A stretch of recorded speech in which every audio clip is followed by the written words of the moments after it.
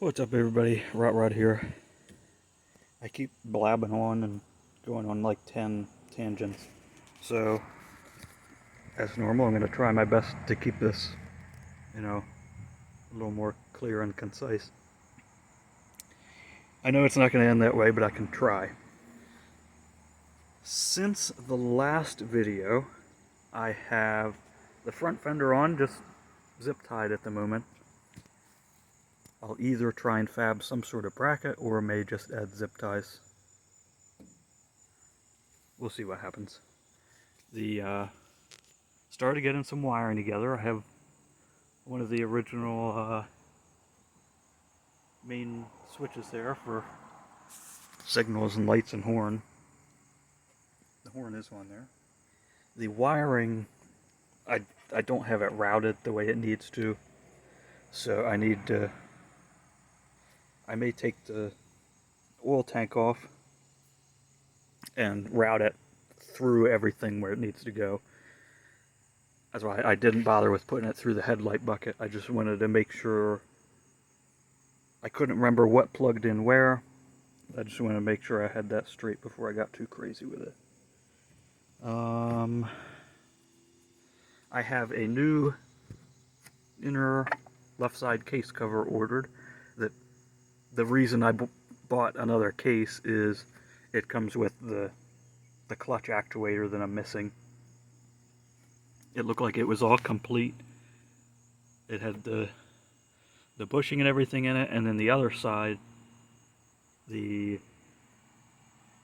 little hook part where the cable end goes into wasn't all mangled up and still had a spring in it. Looked fairly decent. It wasn't all crusty. So that should be in the next few days, and I'll be able to see what the clutch does. I'm sure it's probably frozen. I'll have to pop the other side case cover off and clean the clutch like I did the street tracker.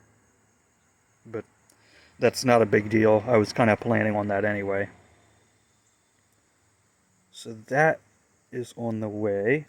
I have everything wired down here. Like I said, just gotta route it a little better. I left the start circuit alone. The one eyelet, you see where I cut it there, the one eyelet up at the starter solenoid was all mangled, so I cut both ends off of it. I have another one of those cables right there, so there's another cable that can go back on it. It'll go in the extra parts box that'll go along with this when it gets sold. I have the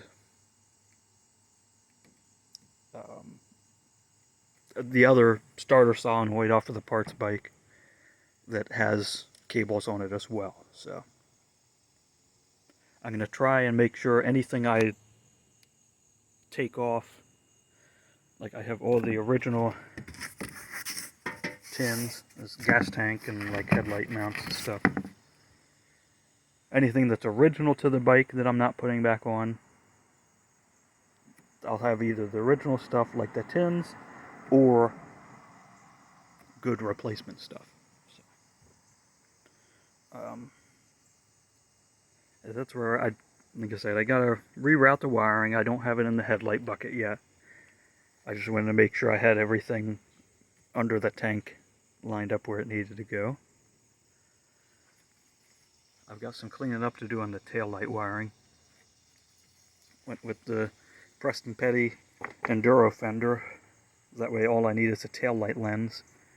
Because between the three bikes that I got, I didn't have a complete taillight bracket and all that. And rather than putting some cheesy piece on there, I figured I'd get something half decent anyway. I gotta figure out where I'm gonna mount signals.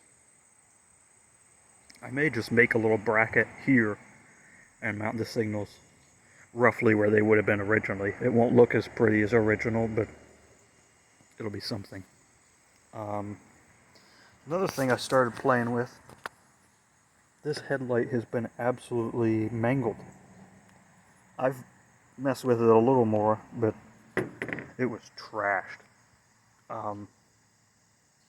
What they did, because I have a good headlight harness, the bike that had the headlight, the wiring, the more I dug into it, the worse it got. So this is a Yamaha sealed beam. It has all the correct bracketry to go in the headlight bucket, and this is for the adjuster bolt. And from what I gather, the AT2 and 3 are the only ones in the lineup that were 12 volt electric start as far as the enduros go. You had the RDs and the earlier versions of them, whatever they were called. Some of the road bikes were electric start, but out of the enduros, these were the oddball 12 volt electric start. So all your lights are 12 volt. So if you need a replacement headlight, because of all the goofy brackets and it being 12 volt, it's gotta be for a 72 AT2 or 73 AT3.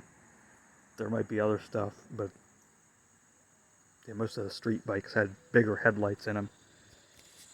So I guess it burnt out at one point, and what somebody did is they cut it all up and put an 1157 bulb in it, and it was like epoxied in. There's still some of the epoxy there. It was just globbed over with epoxy and wires soldered to it instead of, it didn't have a bulb socket like this guy. We'll use this for an example. If I can get him out of there without messing it up. It had pretty much this bulb epoxied in like that, and then wires soldered to the connections, and then just like twisted into the harness instead of getting a socket for something. I guess somebody was just trying to make it work and was worried about having a headlight. I don't know. I don't know why somebody did what they did, but that's what happened.